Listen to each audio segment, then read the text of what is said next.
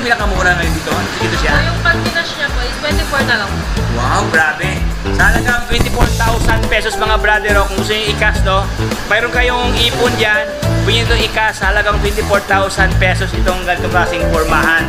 Ayan, dito tayo sa usapang Cafe Racer. Maganda kanyang upuan mga boss, may pagka-classic talaga siya. Ibang kanyang disenyo sa inyong upuan, may stopper dyan. Ayan, so ating ikutan mga boss, ating silipin dito sa kanila. Ano pa yung ganap ngayon dito sa kay Mitsukoshi.